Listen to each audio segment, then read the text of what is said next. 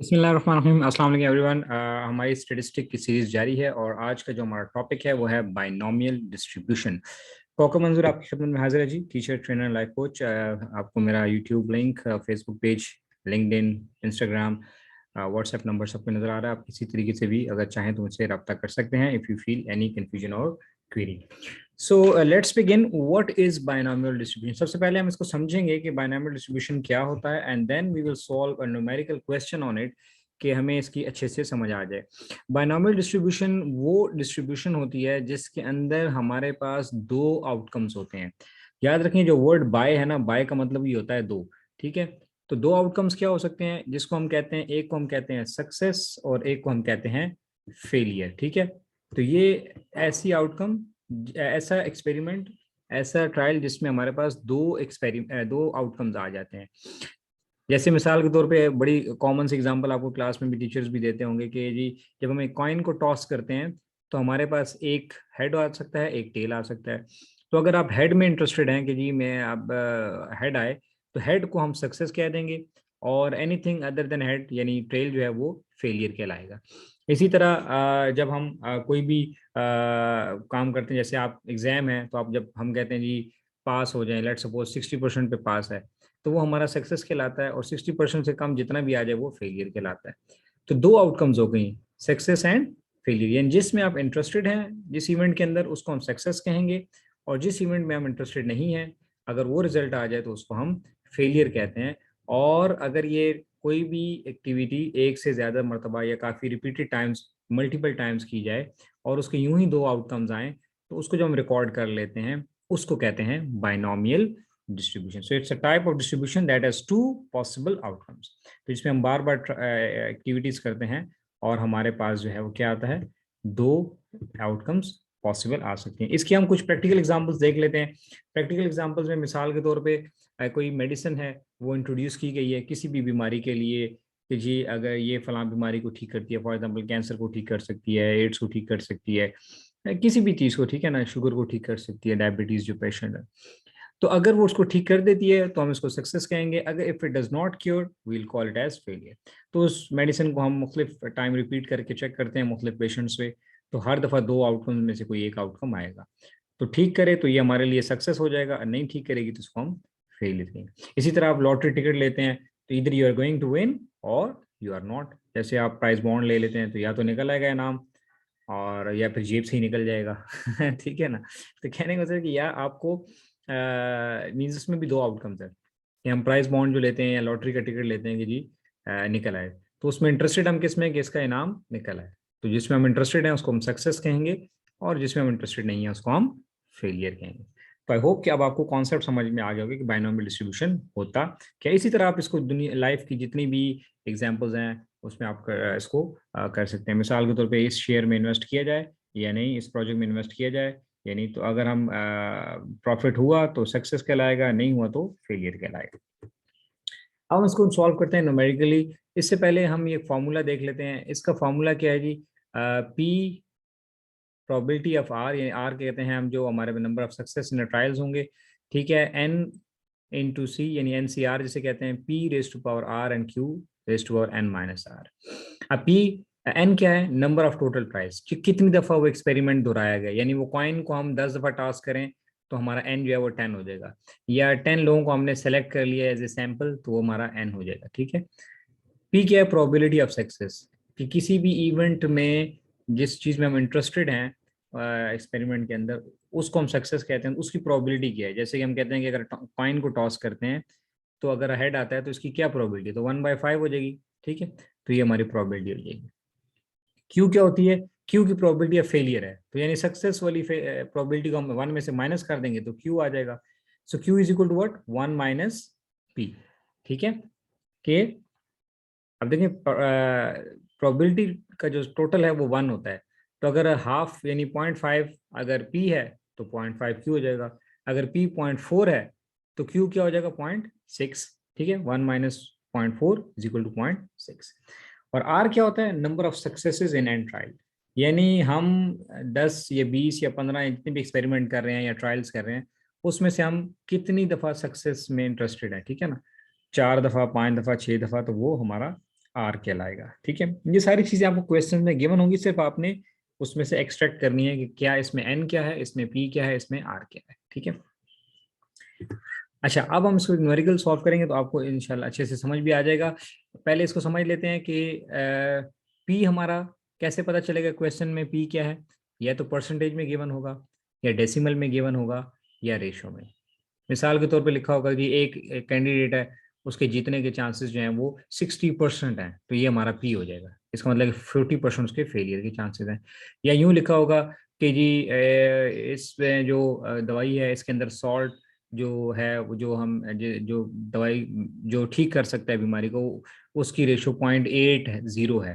तो ये देखिए अब डेसिमल में आ गया, उसका जो पोर्शन है वो 0.8 है। या आ जाएगा 6 out of 10 people prefer economics. ठीक है, तो 6 out of 10 या 6/10, तो ये रेशो में आ गया। तो पी आपको कैसे क्वेश्चन में से निकालेंगे, या परसेंटेज में लिखा होगा, या डेसिमल में, या रेशो में, वो आपका पी हो जाएगा। ठीक है, अब एन हमें कैसे पता चलेगा, या लिखा होगा सैंपल क्वेश्चन के अंदर, या लिखा होगा रैंडम एक्सपेरिमेंट, या ट्रायल्स, या टाइम। अगर ये जितनी चीजें भी अगर क्वेश्चन में आपको नजर आए वो एक्चुअली आपका एन होगा। ये मैं आपको टेक्निक सिखा रहा हूँ कि किस तरह से आपने क्वेश्चन में से मालूम करना है कि एन हमारा क्या है, पी क्या है, और आर क्या है, इस किस्म की चीजें। ठीक है, और आर जो है वो क्या है, मैंने हमने कहा था it's a number of success, और आर हमेशा एन से कम होगा। जाहिर है अगर 20 एक्सपेरिमेंट हुए हैं तो ज्यादा से ज्यादा सक्सेस 20 हो सकती है, इससे ज्यादा नहीं। ठीक है ना, तो इट विल इधर लेस देन और इक्वल टू एन, तो आमतौर पे लेस देन ही लिया जाता है। ठीक है ना, आर आपका एन से छोटा ही होता है। अब देखने ये सवाल, ये एक सर्वे किया गया जी, टीन एज रिसर्च लिमिटेड ने, अनलिमिटेड एक कंपनी है, उसने कहा जी पता लगा जी 30% जो टीन एजर्स हैं वो क्या करते हैं, अपने खर्चे वर्चे कैसे पूरे करते हैं, पार्ट टाइम जॉब से। तो किसी शहर के अंदर किसी मुल्क में एक कंपनी ने सर्वे किया कि जो टीनेजर्स हैं वो अपने खर्चे कैसे पूरे करते हैं, तो पता लगा जो 30% टीनेजर्स हैं वो अपने खर्चे पूरे करते हैं पार्ट टाइम जॉब से। तो देखिए आप पहला क्या आ गया, परसेंट। तो परसेंट क्या होगा हमारा, ये देखिए मैंने बताया था अगर आप परसेंट में कोई चीज़ आ जाए तो वो हमारा क्या होगा, वो पी होगा। तो अब अगर पी हमारा जो है वो 30% है तो क्यू क्या हो जाएगा, 70%। ठीक है, यानी 100 में से इसको माइनस कर देंगे, या इसको आप 0.3 लिख दें तो क्या हो जाएगा, क्यू 0.7।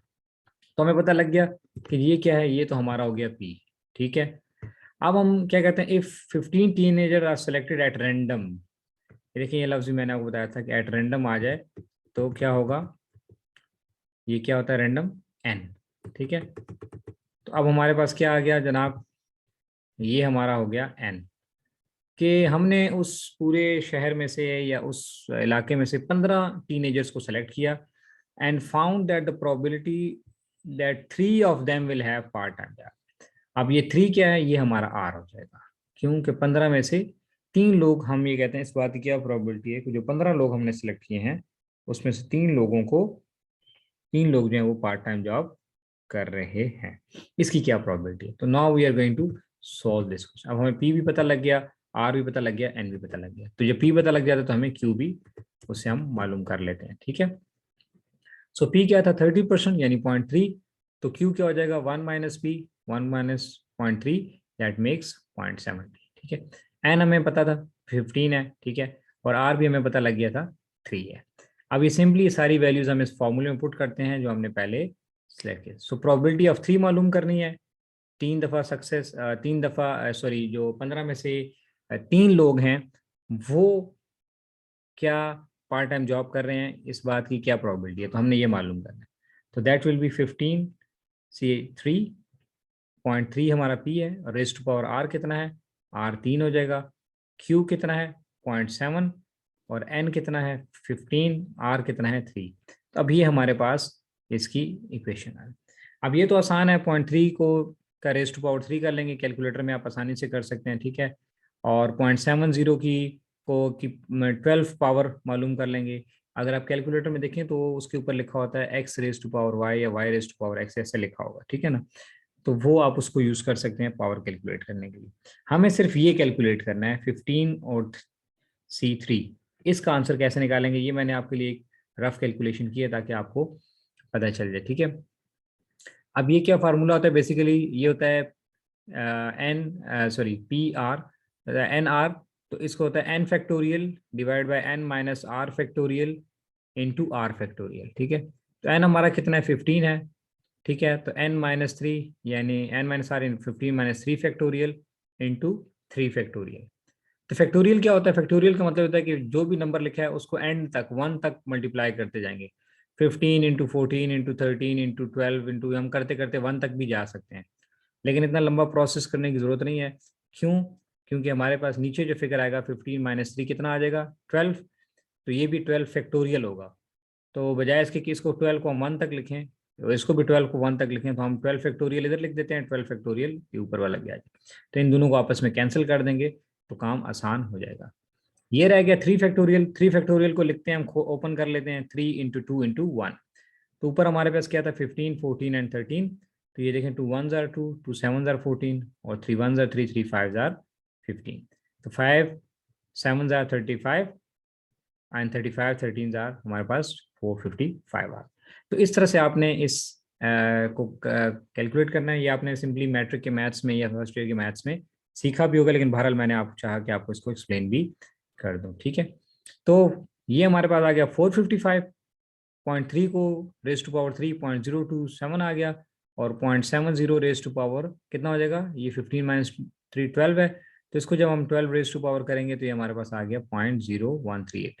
अब इस सारे को आपस में मल्टीप्लाई कर दिया, इन दोनों को मल्टीप्लाई करने से ये आ गया, इन दोनों को मल्टीप्लाई करने से 0.17004।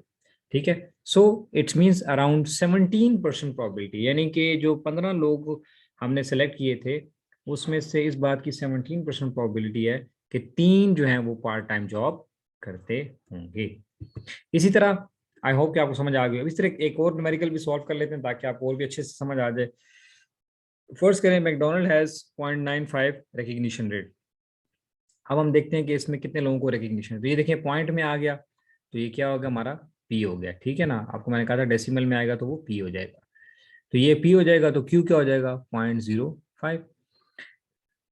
अब executive wants to verify this, कोई एग्जेक्टिव है वो इसको वेरीफाई करना चाहते हैं, तो एक उन्होंने सैंपल ले लिया। सैंपल हमारा क्या हो जाएगा एन। ठीक है, randomly selected consumer find the probability that exactly 13 customer recognize the brand। तो उन्होंने क्या किया, एक 16 लोगों को सेलेक्ट कर लिया रैंडमली, और वो चाहते हैं कि इस बात की क्या प्रोबेबिलिटी है कि 16 में से 13 जो लोग हैं उन्होंने वाकई मैकडोनल्ड को रिकग्नाइज किया एज ए ब्रांड नेम। तो ये 13 हमारा क्या हो जाएगा आर। ठीक है, और ये हो गया हमारा एन। ठीक है, और ये हो गया हमारा पी।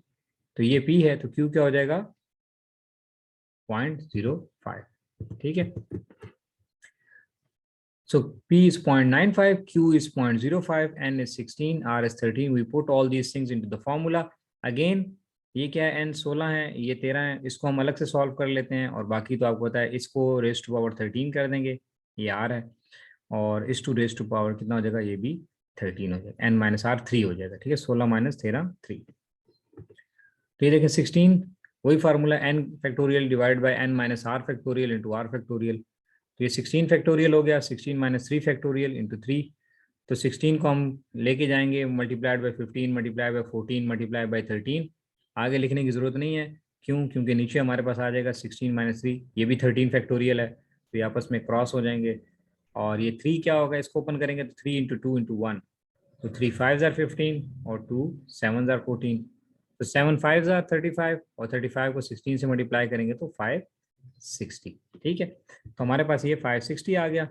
इसकी जगह मैंने 560 प्लेस कर दिया, इसको 13 पावर पे कैलकुलेट किया तो ये आ गया 0.513। 0.05 की को रेज टू पावर 3 किया तो ये हमारे पास आ गया 0.00125। मल्टीप्लाई करने से हमारे पास आया 0.0359। दिस मीन्स 3.59% प्रोबेबिलिटी, यानी वो जो 16 लोग हमने सेलेक्ट किए थे उसमें से इस बात की प्रोबेबिलिटी 3.59 है कि इसमें से 13 जो है वो उन्होंने ब्रांड नेम मैकडॉनल्ड को रिकग्नाइज किया होगा। So this is how you can solve the question. ये आपके लिए एक प्रैक्टिस क्वेश्चन है, इसको पढ़ लें। ये एक्चुअली एक क्वेश्चन के अंदर 4 क्वेश्चन हैं। अब ये देखें 16 आउट ऑफ 110 है, ये रेशो में आ गया 16 बाय 110। इसको डिवाइड करेंगे तो आपके पास जो भी आएगा वो आपका पी हो जाएगा कि ये वोटर जो हैं वो एक डिस्ट्रिक्ट के अंदर कैंडिडेट रिजवान है उसको प्रेफर करते हैं, यानी ये हमारा एरिया ऑफ इंटरेस्ट हो गया। तो जो एरिया ऑफ इंटरेस्ट होता है वो हमारा प्रोबेबिलिटी यानी पी होता है, ठीक है। So what is the probability that in sample space of 17 voter, अभी एन आपका 17 हो गया। तो पहला सवाल क्या हो जाएगा कि आर हमारा क्या हो जाएगा 8, कि 17 में से 8 जो है वो रिजवान को प्रेफर करते हैं। तो आप पहले इसको सॉल्व कर लेंगे पूरा का पूरा सवाल, ठीक है। ये आर है, ये एन है, ये पी हो जाएगा। पी क्या होगा 16 डिवाइड बाई 10, तो ये आ जाएगा आई थिंक 0.55, ठीक है। ये जो भी आ जाएगा वो आपका पी होगा, उसको 1 में से माइनस करेंगे तो क्यू आ जाएगा। तो क्वेश्चन में, दूसरे क्वेश्चन में पी और क्यू तो सेम रहेगा, सिर्फ आर चेंज होता जाएगा, ठीक है ना। इसमें आर हो जाएगा 10, इसमें आर हो जाएगा 12, इसमें आर हो जाएगा 14।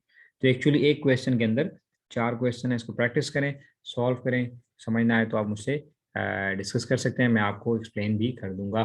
Thank you very much. खुश रहें। आप अगर स्टैटिस्टिक पढ़ना चाहते हैं, as a tuition online coaching लेना चाहते हैं, सो आप इस नंबर पर व्हाट्सएप कर सकते हैं या मुझे ईमेल कर सकते हैं या ग्रुप फॉर्म में आ सकते हैं कि अगर आपकी कोई क्लास है, 4 5 10 स्टूडेंट्स हैं, फ्रेंड्स हैं, तो हम ग्रुप फॉर्म में भी क्लास को कंटिन्यू कर सकते हैं। Thank you very much. Stay bless, खुश हैं, और आई होप कि आपको लेक्चर्स फ़ायदा देते हैं। अगर फ़ायदा दें तो दूसरों को भी शेयर करें ताकि सबको फ़ायदा हो जाए।